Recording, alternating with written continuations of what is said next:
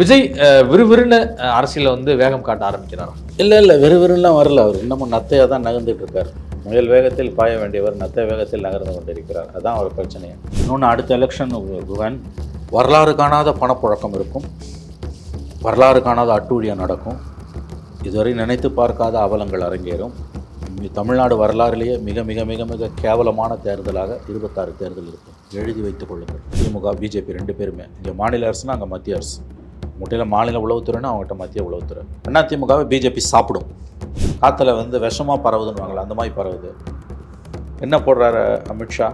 26 NDA கூட்டணி அமையும். நல்லா கவனிங்க, அதிமுக கூட்டணி அமையும்னு சொல்லலை. அப்படின்னா என்ன அர்த்தம்? பிஜேபி இடம்பெறுகிற ஒரு கூட்டணி இங்கே அமையும். ஆட்சியை காப்பாற்றுறதுக்கு பிஜேபி ஆதரித்த திமுகவுக்கு இன்றைக்கு எடப்பாடி அமித்ஷா சந்திப்புக்கு பிறகு அதிமுக பாஜக கூட்டணி மீண்டும் உருவாகி இருப்பதில் கருத்து சொல்வதற்கு எந்த தார்மீக தகுதியும் அருகதையும் கிடையாது. கடந்த முறைக்கு முந்தின முறை வந்தப்ப இது என்னது, இது நாங்கள் ஜாமீன் கொடுத்தா நீ அடுத்த நாளே போய் மந்திரி ஆகுத, இது வழக்கு விசாரணையை பாதிக்காதா, சாட்சிகளோட விசாரணையை பாதிக்காதா, ஏற்கனவே சில சாட்சிகள் பெல்ட் அடிக்க ஆரம்பிச்சிருக்கான்னு அமலாக்கத்துறை சொல்லுது. அப்போ தான் நீ மந்திரி ஆக விரும்புறியா இல்லையான்னு 5 முறை கேட்குதுங்க கோர்ட்டு. செந்தில் பாலாஜி அமைச்சராக தொடரலாமா, அவர் எப்படி தொடர முடியும் உச்சநீதிமன்றத்தின் இந்த கண்டனத்துக்கு பிறகுன்னு ஏன் ஒரு உறுப்பினர் சட்டமன்றத்தில் பேசலை? ஏடிஎம்கேவும் பேசலை, பிஜேபியும் பேசலை. ஏன் பம்முறானுங்க?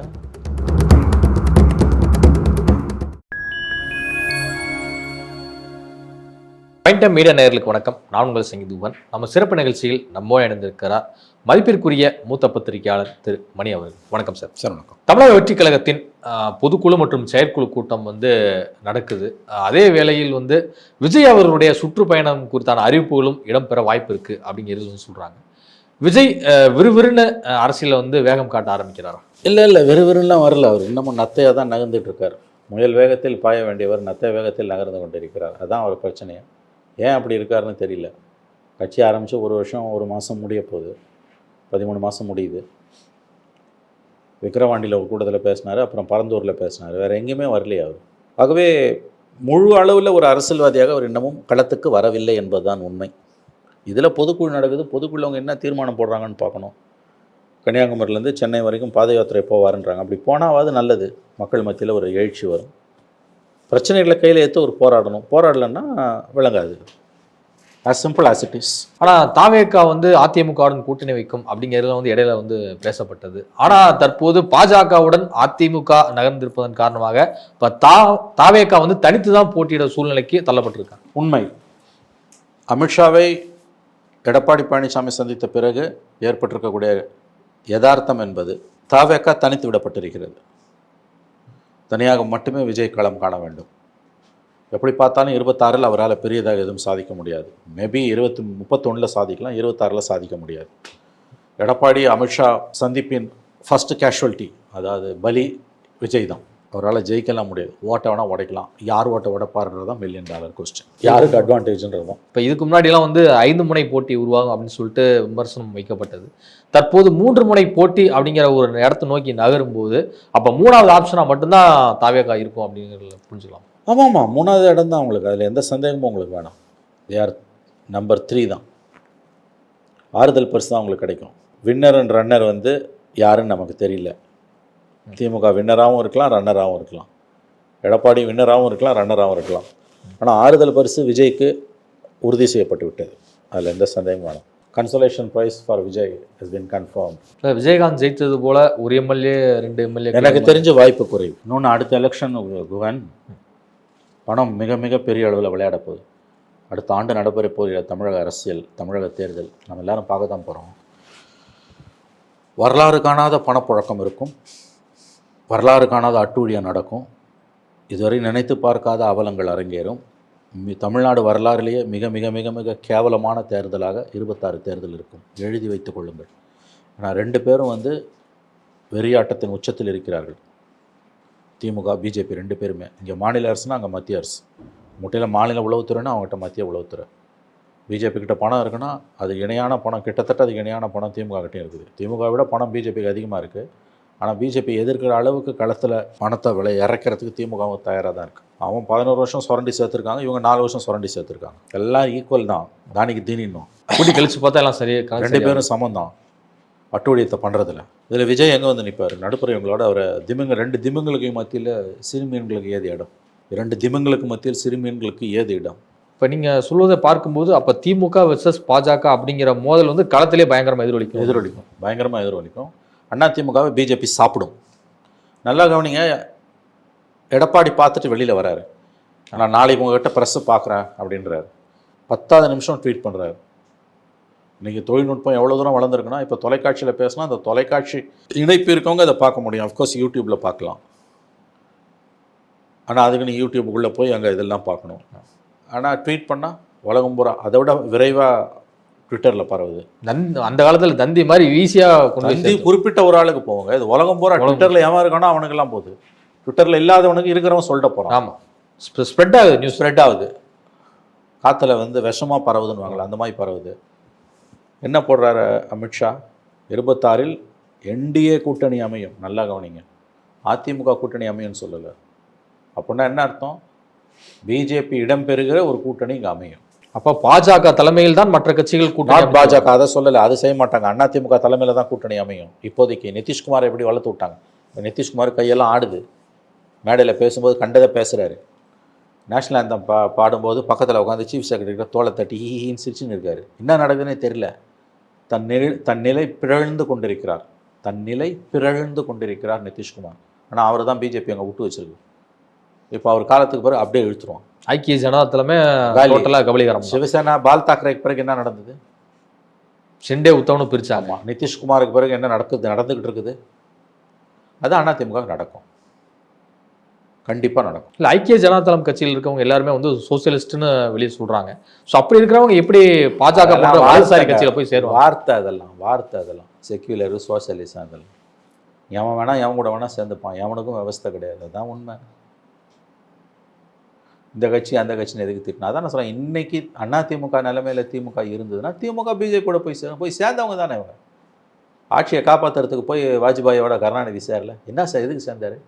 ஜெயலலிதா கவர்மெண்ட்டை டிஸ்மிஸ் பண்ண சொல்லி பிரச்சனை பண்ணுறாங்க. வாஜ்பாய் முடியாதுன்றாரு. மற்ற கட்சிகளில் கூட்டணி கட்சியில் வேறு சிலர் வேறு மாதிரி ரேங்கிக்கிறான், வாபஸ் வாங்குறான். ஜெயலலிதாவோட 11 எம்எல்ஏ ஆதரவில் தான் நிற்கும். மற்றவங்க யாரும் வாபஸ் வாங்கலை, இவங்க தான் வாபஸ் வாங்குறாங்க. இவங்க தான் கவுக்குறாங்க. ஒரு ஓட்டில் கவுந்தாங்க. அப்போ எப்படி போய் பிஜேபியை திமுக ஆதரிச்சது? ஆட்சியை காப்பாற்றுறதுக்கு பிஜேபி ஆதரித்த திமுகவுக்கு இன்றைக்கு எடப்பாடி அமித்ஷா சந்திப்புக்கு பிறகு அதிமுக பாஜக கூட்டணி மீண்டும் உருவாகி இருப்பதில் கருத்து சொல்வதற்கு எந்த தார்மீக தகுதியும் அருகதையும் கிடையாது. அதிமுக பாஜக கூட்டணி விமர்சிப்பதற்கான தகுதி திமுகவுக்கு கிடையவே கிடையாது. மற்றவங்க விமர்சிக்கட்டும், இடதுசாரிகள் விமர்சிக்கட்டும், காங்கிரஸ் விமர்சிக்கட்டும், திமுகவுக்கு அந்த தகுதியே கிடையாது. 4 வருஷம் இவங்க அமைச்சரவையில் இருந்தாங்க. குஜராத் இனப்படுகொலைகள் நடந்துக்கிட்டு இருக்கும்போது மோடியையும் வாஜ்பாயும் ஆதரித்து பார்லிமெண்ட்டில் பேசியவர்கள் திமுககாரர்கள். வாக்கெடுப்புடன் கூடிய கண்டன தீர்மானம் வாஜ்பாய் அரசு எதிராக கொண்டு வந்த பொழுது குஜராத் இனப்படுகொலைகளை தடுக்க தவறிவிட்டார் என்று அந்த தீர்மானத்துக்கு எதிராக வாக்களித்து வாஜ்பாயை ஆதரித்து மோடியை ஆதரித்து பேசியவர்கள் திமுகக்காரன் நாடாளுமன்றத்தில். பிஜேபி 4 வருஷம் வளமான இலாக்காக்களை கையில் வச்சுருந்தாங்க. முரசொலி மறைவுக்கு பிறகு தான் கவர்மெண்ட் போகுதுன்னு தெரிஞ்சு ஓடி வந்தாங்க இந்த பக்கம். ஆகவே அதிமுக பாஜக கூட்டணியை பற்றி பேசுவதற்கான யாதொரு தார்மீக தகுதியும் திமுகவுக்கு கிடையாது. பண மோசடி வழக்கில் வந்து செந்தில் பாலாஜியோடைய அந்த பர்டிகுலர் வழக்கு என்பது உச்சநீதிமன்றத்தில் ஊசலாடிட்டு இருக்கு. ஆனால் இப்போ சமீபத்தில் அவருக்கு கெடுவும் விதிச்சாங்க நீதிபதிகள். என்ன முடிவெடுக்க போகிறார் செந்தில் பாலாஜி? இதுதாங்க $1 மில்லியன் கொஸ்டினுங்க. அதை ஏன் அசம்பிளியில் யாருமே பேச மாட்டேன்றாங்கன்னு தெரியல. அசம்பிளி நடந்துகிட்டு இருக்குது. சுப்ரீம் கோர்ட் 1 மாதத்துக்கு முன்னால் கடுமையாக கண்டனம் தெரிவித்தது. அவரோட ஜாமீனை ரத்து செய்யக்கூடிய வழக்கை விசாரிக்கிற சுப்ரீம் கோர்ட் நீங்கள் மந்திரியாக தொடர விரும்புகிறீங்களா இல்லையான்னு தான் கேட்குது. அதாவது ஜாமீன் கொடுத்த அந்த தீர்ப்பை நாங்கள் மறுபரிசீலனை செய்ய போகிறது இல்லைன்னு சொல்லிட்டாங்க. அதாவது ஜாமீனை ரத்து பண்ண மாட்டோம்னு சொல்லிட்டாங்க. அதில் எந்த சந்தேகமும் வேணாம். அந்த பொருளை தான் சொல்லிட்டாங்க. ஆனால் நீங்கள் மந்திரியாக தொடர்றீங்களா இல்லையா எஸ்ஆர்னோன்றாங்க. பதிலே சொல்லலை. அப்போ பாலாஜியோட வக்கீல் முகுல் ரோத்துக்கு நான் கேட்டு சொல்கிறேன்னாரு. இந்த தடவை வரும்போது எனக்கு தனியாக நோட்டீஸ் அனுப்பலன்னு அதுக்கு தான் கடிந்து கொண்டது. நீங்கள் எவ்வளோ பெரிய சீனியர் கவுன்சிலு, நாங்கள் உங்களை கேட்குறோன்னா நோட்டீஸ் அனுப்புனது தானே இணையானது அர்த்தம். எப்படி நேரத்தை விளைய மாட்டுறீங்க? இது உங்களுக்கு கடைசி வார்னிங். 10 நாளுக்குள்ளே இறுதி நீங்கள் வந்து பதில் மனு தாக்கல் பண்ணணும். எதிர்த்தரப்புக்கும் மனு தாக்கல் கொடுத்துருக்கணும் உங்களோட பதில் மனு காப்பியை. அடுத்த முறை அதுக்கு மேலே காலதாமதம் ஆகக்கூடாது. அதாவது உங்கள் பதில் மனுவை தாக்கல் பண்ணுறதுக்கு காலதாமதம் ஆகக்கூடாது. நீங்கள் மந்திரியாக தொடர விரும்புகிறீங்களா இல்லையான்றதுக்கு நீங்கள் பதில் மனுவை தாக்கல் பண்ணணும். நீங்கள் 3 வாரம் பொறுத்து இப்போ என்ன சொல்கிறீங்க, எனக்கு நோட்டீஸ் வரலன்னு சொல்கிறீங்க. இது ரொம்ப ரொம்ப ரொம்ப ஏற்றுக்கொள்ள முடியாத அடாவடியான பதில். ஆனால் நாங்கள் உங்களுக்கு நியாயம் பண்ண விரும்புகிறோம். அதனால் கடைசி ஒரு வாய்ப்பு, ஒழுங்காக நீங்கள் வந்து பதில் மனு தாக்கல் பண்ணிட்டுங்க. எதுக்கு நீ மந்திரியாக தொடர விரும்புறியா இல்லையான்ற கேள்விக்கு பதில் மனு தாக்கல் பண்ணுங்கள். எதிர்த்தரப்புக்கும் அந்த காப்பியை கொடுத்துருங்க. ஏப்ரல் 9 வழக்கு வரும் விசாரணைக்கு, இறுதி. இதுக்கு மேலே வாய்தா கிடையாதுன்ட்டாங்க. நான் இவ்வளோ தூரம் கடிந்து கொண்ட பிறகு நீங்கள் எப்படி மந்திரி ஆகலான்னு கடந்த டிசம்பர் மாதமே சுப்ரீம் கோர்ட் கேட்டுது. செப்டம்பர் இறுதியில் அவருக்கு ஜாமீன், 2 நாளில் மந்திரி ஆகுறாரு. டிசம்பரில் சுப்ரீம் கோர்ட் கேட்குது, நீங்கள் எப்படி மந்திரி ஆகலாம்? சட்டத்தில் இடம் இல்லை, ஆனால் அறநெறின்னு ஒன்று இருக்குது. சட்டப்படி மட்டும் பார்க்க முடியாது, நீதிப்படியும் பார்க்கணும். நீங்கள் எப்படி மந்திரி ஆகலாம்? நாங்கள் ஜாமீன் கொடுக்குறோம், நீங்கள் அடுத்த நாளே போய் மந்திரி ஆகிறீங்க அப்படின்னு கடிந்து கொண்டது. இது டிசம்பரில். சரி, அந்த ஹீட்டு குறையும்னு நினச்சாங்க. இப்போ மறுபடியும் சுப்ரீம் கோர்ட் கேட்குது, கடந்த முறைக்கு முந்தின முறை வந்தப்போ, இது என்னது இது, நாங்கள் ஜாமீன் கொடுத்தா நீ அடுத்த நாளே போய் மந்திரி ஆகிற. இது வழக்கு விசாரணையை பாதிக்காதா? சாட்சிகளோட விசாரணையை பாதிக்காதா? ஏற்கனவே சில சாட்சிகள் பெல்ட் அடிக்க ஆரம்பிச்சிருக்கான்னு அமலாக்கத்துறை சொல்லுது. அப்போ தான் நீ மந்திரி ஆக விரும்புறியா இல்லையான்னு 5 முறை கேட்குதுங்க கோர்ட்டு. இவங்க பதிலே சொல்லலை. 2 வாரத்துக்கு ஒத்து வைக்கிறாங்க. வழக்கை எப்படியோ இழுத்து 4 வாரம் பொறுத்து கொண்டு வரும்போது, இல்லை எங்களுக்கு நோட்டீஸ் வரலன்னு தான். நான் விளையாடுறீங்களா? அன்றைக்கே சொல்கிறதோட அர்த்தம் நோட்டீஸ் கொடுக்கணுன்றது தான். சரி, கடைசி வாய்ப்பு கொடுக்குறோம். நான் உங்களை நீங்கள் வந்து நீதிக்கு புறம்பாக நடந்துக்கலாம், நாங்கள் நீதிக்கு புறம்பாக நடந்துக்க விரும்பல. எதிர்த்தரப்பை கேட்காம எந்த தீர்ப்பும் கொடுக்கக்கூடாதுன்றது தான் இயற்கை நீதி. அதை நாங்கள் கடைப்பிடிக்க விரும்புகிறோம். நீங்கள் இன்னும் 10 நாளைக்குள்ளே பதில் மனு தாக்கல் பண்ணுங்கள். எதிர்த்தரப்புக்கும் அந்த நோட்டீஸை கொடுத்துருங்க, உங்கள் பதில் மனுவோட காப்பியை கொடுத்துருங்கன்னு சொல்லி, இதுக்கு மேலே வாய்தா கொடுக்க மாட்டோம்னு சொல்லி ஏப்ரல் 9 ஒத்தி வச்சுருக்காங்க. இப்போ அசெம்பிளி நடக்குது. செந்தில் பாலாஜி அமைச்சராக தொடரலாமா, அவர் எப்படி தொடர முடியும் உச்சநீதிமன்றத்தின் இந்த கண்டனத்துக்கு பிறகுன்னு ஏன் ஒரு உறுப்பினர் சட்டமன்றத்தில் பேசலை? ஏடிஎம்கேவும் பேசலை, பிஜேபியும் பேசலை. ஏன் பம்முறானுங்க? எப்படிங்க அசெம்பிளி நடக்கும்போது இது நடக்குதுங்க? எல்லாத்தையும் பேசுகிற இடம் தான் அசெம்பிளி. ஒரு மந்திரியோட லட்சணம் யோகியதை காற்றுல பறக்குது. சுப்ரீம் கோர்ட்டு காரி துப்புது. அங்கே எதிர்கட்சி உறுப்பினரே இந்த அவையில் வந்து இது மாதிரி கேள்வி எழுப்பலாம். கேட்கணுங்க. பட்ஜெட் நடந்துகிட்டு இருக்குது. அவர் பாட்டு கூலாக வராரு, அறிவிப்பெல்லாம் வெளியிடுறாரு, போகிறாரு செந்தில் பாலாஜி. ஐயா, நீங்கள் மந்திரியாக தொடர்றதே சுப்ரீம் கோர்ட் விரும்பலை. சுப்ரீம் கோர்ட்டை பற்றி எனக்கு கவலை இல்லைன்னு நீங்கள் வந்துட்டு போகிறீங்கன்னா இது எவ்வளோ பெரிய அராஜகம். சரி, பாலாஜி அராஜகமாக இருக்கட்டும், அது அவர் கெத்தான அவர் ஒத்துக்கிறேன். அவர் நேரடியாக தப்பு பண்ணுறது முடிவு பண்ணிட்டார். முதலமைச்சரோட பரிபூர்ண ஆசீர்வாதம் அவருக்கு இருக்குது. அவர் என்ன வேணால் செய்யலாம். எதிர்கட்சியும் அமைதியாக இருக்கான் சுப்ரீம் கோர்ட்டுக்கு அப்சர்வேஷனுக்கு பிறகு. புரியுதில்லை? வேறு எந்த சட்டசபையாக இருந்தால் நாரி இருக்கும் சபை. இந்த சட்டசபையை பற்றி இந்த அரசுக்கும் கவலை இல்லை, எதிர்கட்சிகளுக்கும் கவலை இல்லை. சட்டசபை தானே தமிழகத்தோட உச்சபட்ச நியாயாலயம். நீதி பரிபாலனம் ஹைகோர்ட்டு கிடையாது, சட்டமன்றம். இந்த சட்டமன்றத்துக்கு உள்ள இந்த பிரச்சனையை கலப்பாமல் வேறு எங்கே போய் பேசுவீங்க? எதற்காக நீங்கள் அவ்வளோ தூரம் செந்தில் பாலாஜியை பிடிச்சி விட்டு தொங்குறீங்க? கோர்ட்டு சொல்லுது. அப்போ கோர்ட்டுக்கு ஒரு மரியாதையும் இல்லையா? இவ்வளோ கண்டனங்களுக்கு பிறகு நீங்கள் அவரை மந்திரியாக வச்சுருக்கீங்கன்னா என்ன அர்த்தம்? இல்லை, திமுக அட்வொகேட் விங்கெலாம் வந்து எந்த ஒரு ஆலோசனையுமே தெரிவிக்காமல் இருப்பாங்களா சார்? இதெல்லாம் அட்வொகேட் விங்க, அந்த விங்க, இந்த விங்கெல்லாம் அதெல்லாம் கிடையாதுங்க. இவங்க அட்வொகேட் விங்க வச்சு அவங்க ஆதாடுறாங்க. முகுல் ரோத்தகியும் அபிஷேக் மனு சிங்கும் ஏன்னா திமுக அட்வொகேட் விங்கில் இருக்காங்க. 2 பேரும் இந்தியாவோட முன்னாள் அட்டர்னி ஜெனரல்ஸ். பாலாஜிக்கு முகுல் ரோத்தகி, தமிழக அரசுக்கு அபிஷேக் மனு சிங், 2 பேரும் முன்னாள் அட்டர்னி ஜெனரல், மத்திய அரசின் தலைமை வழக்கறிஞர்கள். ஒரு ஹியரிங்க்கு 50 லட்ச ரூபாய் வாங்குறவங்க. இவ்வளோ கோடியாக செலவு பண்ணி எதற்கு செந்தில் பாலாஜியை காப்பாற்றுறீங்க? அப்படி என்னங்க அவர் உங்களுக்கு செஞ்சுட்டாரு? சுதந்திர போராட்ட தியாகியா, செக்கிழுத்த செம்மலா, இல்லை திராவிடர் முன்னேற்ற கழகத்தை 49 கொட்டும் மழையில் ராபின்சன் பூங்காவில் அண்ணா தொடங்கும் போது கூடவே இருந்தவரா? அந்த சுழல் மெத்தையில் அவசர நிலை காலத்தில் வந்து சிறைக்கு போனவரா? இந்திரா காந்தியால் சிறை பிடிக்கப்பட்டவரா? 13 ஆண்டு காலம் எம்ஜிஆர் ஆட்சியில் நீங்கள் வனவாசம் இருக்கும்போது திமுகவாக வந்து நெத்தி வேர்வை நிலத்தில் செஞ்ச ஒழிச்சவரா? இல்லை ஜெயலலிதா வந்து வெறி கொண்டு திமுகவினரை கலைஞர் உட்பட வேட்டையாடும் பொழுது குறுக்க பூந்து தடுத்து அப்படியே வந்து வீர தழும்புகளை ஏந்திய கோமகன் அவர்? யார் அவர்? உங்களால் ஊழல்வாதி என்று குற்றம் சுமத்தப்பட்டவர். மற்றதெல்லாம் வச்சுருங்க, அவர் நல்லவர் கெட்டவர். நீங்கள் தெருவா போய் அவர் ஊழல்வாதி, அவர் ஏன் என்ன வச்சுருக்காங்கன்னு சொன்னீங்க. இன்றைக்கி சுப்ரீம் கோர்ட் இவ்வளோ தூரம் பேசுது. அவரை ஜெயிலில் போடணும்னு சொல்லுங்க. அவர் ஜாமீனை ரத்து பண்ண நான் சத்தியமாக கேட்கல. 1.5 வருஷம் ஜெயிலில் இருந்துட்டார். ஒரு மனிதனை விசாரணை கைதியாக 1.5 வருஷம் சிறையில் வைப்பதெல்லாம் தவறு. அவரை ஜாமீனில் விடணும்னு பேசினவன் நான் ஓப்பனாக சொல்கிறேன். அவர் கைது செய்யப்பட்ட போது அதை நியாயப்படுத்தினேன். ஆனால் மாதங்கள் உருண்டோடிய பிறகு அவருக்கு ஜாமீன் கொடுக்கணும். ஒரு மனிதனை விசாரணை கைதியாக 1.5 ஆண்டுகள் வைத்திருப்பதெல்லாம் அப்பட்டமான மனித உரிமை மீறல் தான் நான் சொன்னேன். இப்பயும் அவரோட ஜாமீனை ரத்து பண்ணுறதுல எனக்கு உடன்பாடு இல்லை. அந்த மனு வந்து ஜாமீனை ரத்து பண்ணுற போடுற மனு, அந்த ப்ரேயரில் எனக்கு உடன்பாடு இல்லை. கோர்ட்டும் அதை சொல்லிடுச்சு, ஜாமீனை நாங்கள் ரத்து பண்ண மாட்டோம்னு சொல்லிடுச்சு. ஆனால் நீ மந்திரியாக தொடரலாமா இல்லையான்றதான் இப்போ கேள்வி. நீங்கள் எப்படி மந்திரியாக இருக்கலாம்? அவருக்கு ஆசை இருக்கலாங்க, ஸ்டாலின் ஏங்க வச்சுருக்காரு? இதைத்தானே சுப்ரீம் கோர்ட் கேட்குது.